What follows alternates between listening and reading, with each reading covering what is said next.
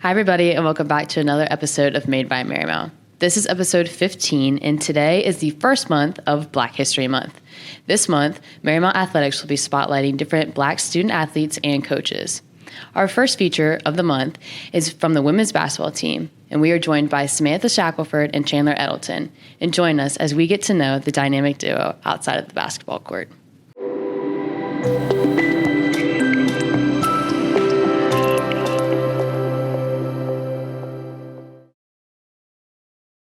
Hi, everybody, and welcome back to Made by Marymount, the official Marymount Athletics podcast. This is episode 15, and today I am joined by two women's basketball players, Chandler Eddleton and Symantha Shackelford. Ladies, how are you doing today? I'm good. How are you? I'm good. I'm also good. Well, I'm excited to get to talk to you because you guys are pretty important around here on campus and to your team. And so I'm excited to talk a little bit about that with you guys. So, today's an off day. So tell me a little bit about how this season has been up to this point for you guys. You guys have had a really successful, year so far. You had last year was a monumental year, a big year. So let's talk a little bit about this year and kind of where we're at this point in the season. I think this year's been going really well for us. It's been kind of different every year. Every team is different. We have new freshmen coming in, like new coaches coming in too. So I feel like there's been a lot of change just surrounded from the start of the season till now. But I feel like we're really starting to find our groove as a team, and just like our play itself as well has just like continued to increase as the season's gone on. I think we're finding our footing pretty well, and especially with completing the first round of conference and now going into the second round of conference, we've kind of seen what we can improve on in the second half of that. So that's been pretty exciting, and I think we're all just ready to like make this last final push as a team and see like how good we can really be by the end of the season going into the tournament, and then hopefully NCAAs after that. That was a really good answer. Yeah.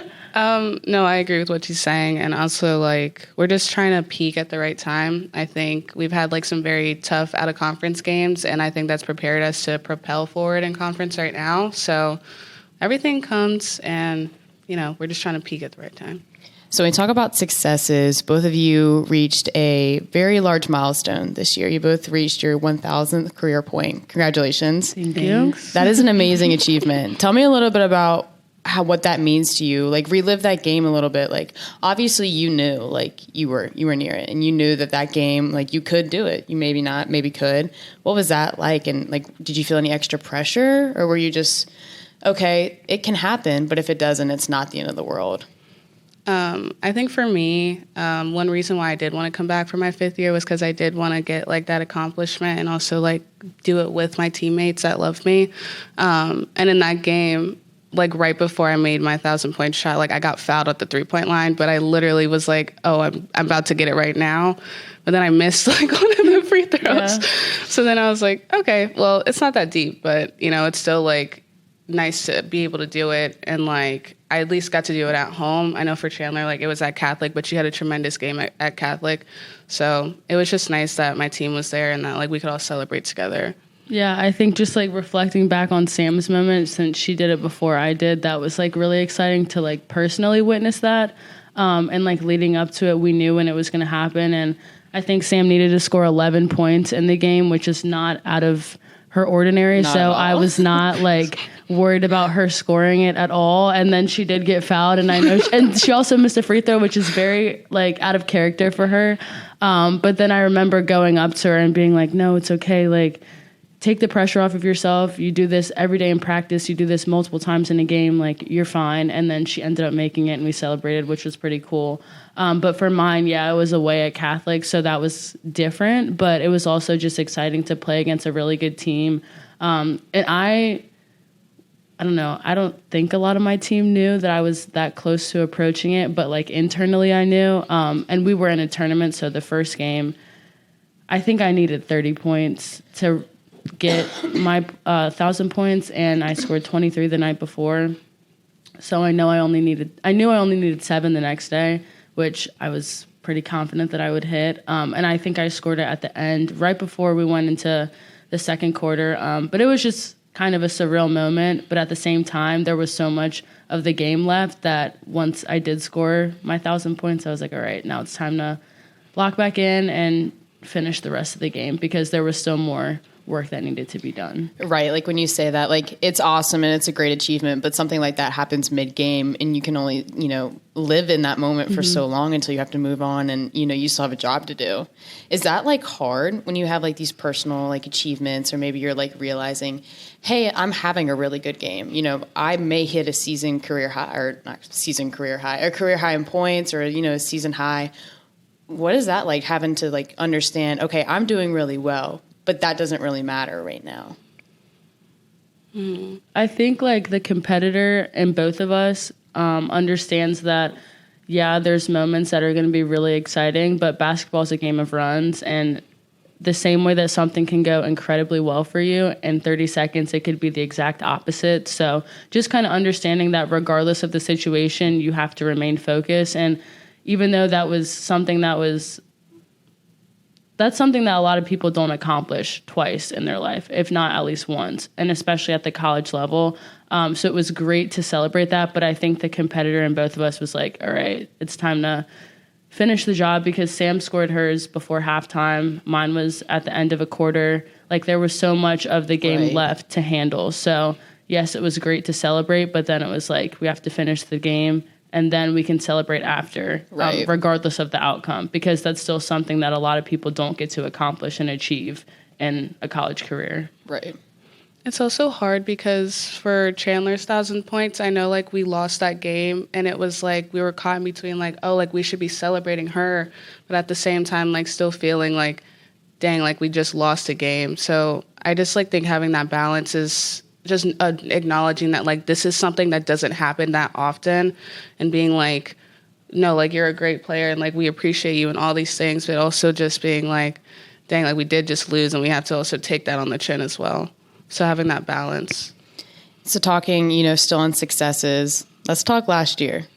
You guys had a run last year and it was so fun to watch as a fan. I'm a big Marymount women's basketball fan. So you guys are so fun to watch.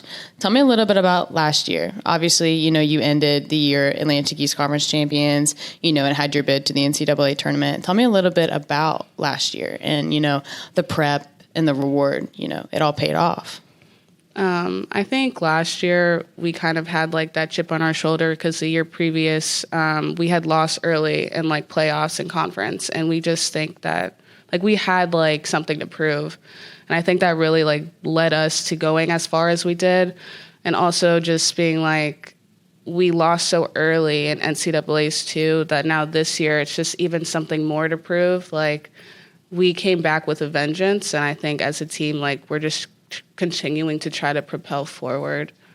Yeah, I think last year was so surreal. I think going back to that moment, that was my first time winning a championship of any sort in my entire career. So that was like a really special moment. And to be able to do it with like all of my best friends by my side was something that was really fun, and like celebrating at home and being able to like cut the net down on our own court. And like Sam said, the previous year, us going out so early and seeing other teams celebrate and have the 2022 year on their banner, the way that should have been on ours was something that was kind of hard to mask in the moment, but coming back and being able to prove everyone wrong and continue to assert our dominance was something that was really exciting. And then being able to celebrate that and go to NCAAs for the first time as a group, that was really exciting too. So you mentioned cutting the net down. Where are your pieces of the net right now? I think mine are at home. I kind of have like this little like corner in my room where like all my awards are and stuff, and like the little nets are just hanging there somewhere. Mine's in my room now. It's not hung up. It's in actually the little box that they give you from NCAAs when you get like your participation coin or whatever. So everything from NCAAs is in there, and I haven't really opened it or looked at it since, but the piece of the net is in there as well. Is there a reason you're not looking at it? Not really. I just don't really have a place to put it right now. There's so much stuff in my room, and between, the conference ring on my desk and everything else, there's a lot going on. Right. So it's just tucked away, safe. Right. So, this year you guys have still got, a little bit to go, but you're nearing the end. How are we attacking the rest of the year? Still staying focused, knowing, hey, we're doing really well conference-wise, but it's not over. You know, like you said, it's a game of runs. Y'all still got some games to play. And like you said, you know, you're in that second round of conference now. How are we staying focused and how are we still staying prepared? I think the mindset is just to dominate. We're trying to really send a message throughout our conference that no team can hang with us. And I think just keeping that same mindset going forward, no matter how far we go, will honestly just keep us going. Yeah, I would go right off of what Sam said.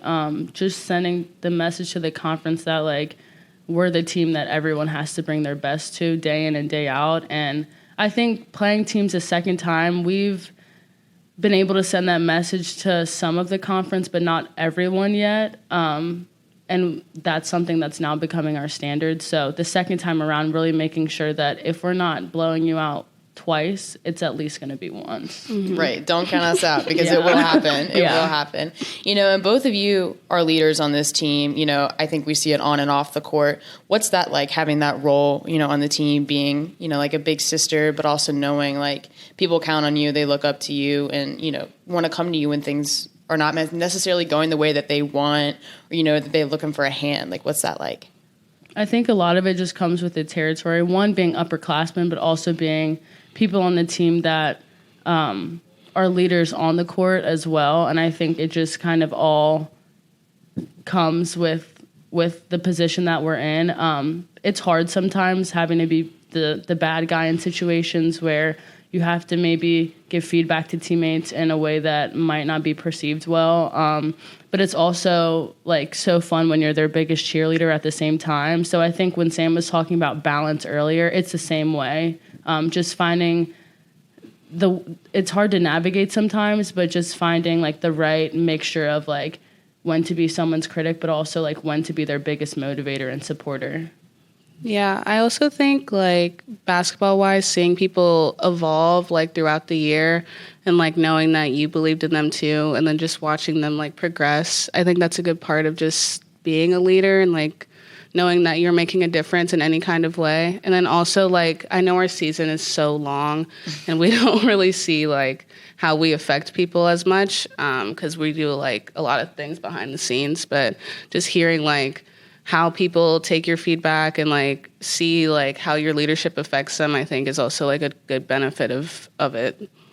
I like how you mentioned like watching people evolve, because that is really special. And it gives like, it inspires you a little bit, because I know like for me, I can't speak for you guys, but like sometimes like if I'm having a bad practice or I'm having a bad meet, like I'm like looking to my teammates, and if I see somebody else doing really good with a positive attitude, like I just pick right back up on it. And it's really important. Mm-hmm.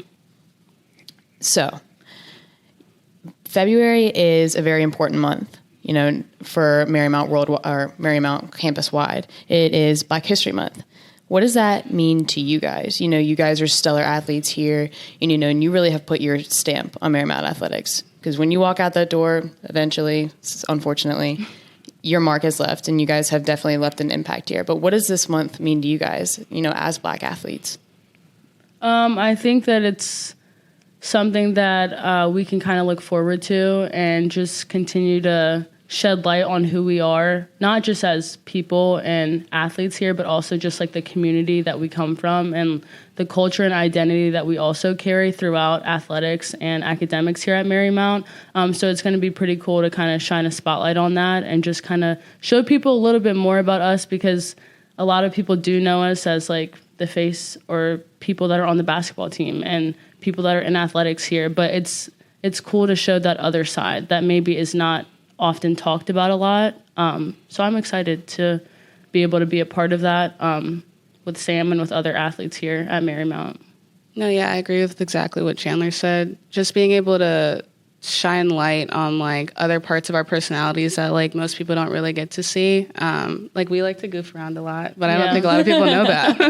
Like we're weird. Yeah. Really? Yeah, and like what are you guys weird about? Everything. Everything. What is like do you like just tell weird jokes? We make a lot of like weird noises together. People like definitely wouldn't know that. Like if you're at a game, you would never know. That's news to me. Yeah, like you and I kind of know you guys, know. but that's still news to me. Yeah, so. we're like really weird, and I feel like sometimes our souls are intertwined. Yeah. And, like, I guess a prime example of this would be like when Sam, if she goes home for like 2 days and I don't see her, like as soon as we get back together, it's like, what has happened in either of our brains that is like making us act this way? We're like, the world might end because exactly, you guys were apart. I get that, you know. We have to be like reconnected, and sometimes like the reconnection stage is like top tier weird. We're like two little kids, like just goofy for no reason, like laughing when you're sleepy, you know, like that kind of thing. Yeah, when you're just like tired, all you can do is laugh. But it's like we're not tired. That's just how we are. Yeah. So as you guys talk about, you know, maybe your relationship with each other, you know, your close friendship, we're going to dive into some questions and we're going to see how well you two know each other. All right. Okay. And I'm actually interested, which we kind of talked about this a little beforehand. So tell me each other's coffee orders. Okay. Chandler loves Compass coffee, and she gets a black drip coffee with sugar-free vanilla and then a little pink pack of sugar on the side. She's correct. Oh, okay. Sam is a Starbucks girly. Mm-hmm. If she wants a hot drink, it's a grande white mocha. If she wants a cold drink, it's a grande brown sugar oat milk shaken espresso. Yes. That's it. That's pretty good. No bars. Both no hot bars. and cold drink. That's pretty good. That is really good. And she's getting no food ever. No. Not a Starbucks food girl. No. It's not that great. Sorry, my opinion. You must have hit that's valid. Yeah, I'm sorry. That's hot take. But you know, I respect it. Okay, so what is each other's favorite color? Ooh, gray. That's one of them. I'll give it to you. Okay. Well, Sam likes a couple. Okay. She likes olive green and like naturals and brown, but she also likes pink. Mm-hmm. She's a pink girly for sure. My water bottle's pink right now. Okay. Mm-hmm. Gray. I like gray. What are the other ones? Yellow. Okay. Yellow. Okay. There had to be some like bright color. Yeah, I do. Yeah. Okay. All right. So so you don't have to go into detail here, but I figured you guys might know this. The pregame ritual. Do you guys kind of like know that? Well, I feel like if it's home, our pregame ritual's together, which is kind of cute. That is cute. Mm-hmm. Let's hear it. Away we do separate stuff. So together, like for home games, because we typically play at 1. So we go to shoot around in the morning, and then we go to Chesapeake Bagels over close to school. It's like 5 minutes away. And Sam gets an everything bagel with butter and an apple juice. I do. Does Chandler get? Sometimes. Oh, I feel like sometimes you get a peanut butter and jelly. I do. Okay. And then other days, like, you might do, like, well, you used to do the roasted turkey avocado BLT. She's right. I feel like I'm wrong about this, but I feel like you get, like, a flavored bagel. I do. But I don't know what the flavor is. I get a whole wheat everything bagel with cream cheese. Okay. I will remember that now. You're correct. I will never forget. Okay. You won't forget now. And then we just go about, like, we'll listen to music, and then we do, like, our locker room stuff. But away, Sam, first of all, gets on the bus. She needs to have a blanket, a Squishmallow. She's the same way. I don't know why she's saying it like that. All right, just let me tap into this. Blanket, Squishmallow, beanie covering the eyes. Mm-hmm. She's probably eating, like, as we're leaving, Chesapeake again. But then she's knocking out for, like, the entire ride. Beats on full volume. Can't get a hold of her until we're, like, the bus has stopped moving. And then she's, like, looking around like she doesn't know what's going on. Because she probably doesn't. She was asleep for, like, 3 hours. Yeah. And then once we get there, she does her hair in the bathroom and listens to music, and then she's ready. Mm-hmm. Well, Chandler has the same kind of thing. Like, she has her blanket, her Squishmallow. She's also eating on the bus. She has her AirPods in, and she needs her nap, but, like, she wraps her blanket, like, fully over her face, so she kind of looks like a mummy, but she's, like, up. Yeah, I'm sitting up. So you're, like, sleeping like this? Yeah. Yeah, with the blanket over top. Yeah. Is that comfortable? It works. Like, it can't be. It works. It works. It works. I guess considering the circumstances. Only because the blanket and the squishmallow. But, like, Sam is, like, hanging out of the aisle. Like, Yeah, sure. I can't do that. And then she gets her sugar-free Red Bull, and then her pack of gum. It's always by the bench. So she's chugging that Red Bull. What kind of full gum? energy? Is it the same kind? It's only the same kind. It's extra. But the teal pack, which is, like, Polar Ice. And That's it a can good one. only be that. That's a good one. Polar Right? Ice is a good one. Also, like, I'm just big on the texture and consistency of the gum. Also, I know that, like, 3 pieces of that gum last me the whole game. So, like, You have it down to...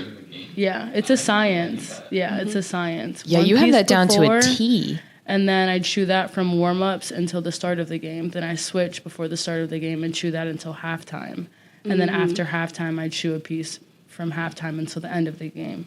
And that's the perfect ratio. I am going to be watching now. Yeah, I'm going to, I'll be up over there in the nest, and I'll be, like, looking. If somebody's going to be like, what are you looking for? Nothing. Also, she puts her jersey on the chair, and she doesn't wear it while she warms up. I don't. Yeah. I'm too hot. Like, That's sometimes valid. it's already hot in the gym, and then the jerseys, plus the undershirt, plus the shooting shirt, it's just too much. So That's sometimes fair. you gotta have it to the side. But we also both, like, have a towel that we use pregame, separate towels. Yeah. Hers is little, and mine is like a body towel. Yeah. Because that's how much I sweat. Yeah.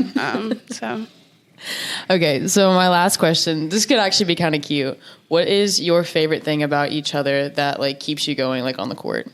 I feel like because we're so close off the court, like, Sam and I are so interconnected on the court, I think that we both have this ability to, like, pull some stuff out of each other that no one else can tap into, and it's very personal. But I can just picture, like, vivid moments of either of us if we're having a rough game or if something's not going our way. Like, Sam is the first person I run to, but also the first person that I know is coming to me. And I think because it's reciprocated like that, it means so much. That can be in practice, that can be in life, but, like, especially on the court, like, if anything is going my way or not my way, like, I know Sam's gonna have my back regardless, which is pretty special. That is special. Oh, I agree with that. Are you gonna cry? Maybe. Okay. But another thing that we do, like, in games or even in practice, like, if we see kind of, like, that we might be in our heads a little bit, we go up to each other, like, tight little hand squeeze. I see you, like, you're okay, like, we're okay. And I think that alone just, it puts me back and, like, okay, like, I know that she believes in me. I know, like, if the rest of the team believes in me, like, I know, like, I can feel that, but, like, it means more from her. Yeah. So It does. It's Yeah. special, like, when somebody comes up to you like that, because sometimes it's hard to believe in yourself, but, like, when you know other people believe in you, that's, like, that little push sometimes that you need to keep going. Yeah. Also, top secret information. We've also started, like, Sam gets her ankle taped every game, Yeah. and I get my wrist taped, and we've started to write, like, this little acronym just on each other's wrist tape or, like, her ankle tape. That's so cute. And it's I got you with a little smiley face with its tongue out. And we started doing that, like, halfway through the season.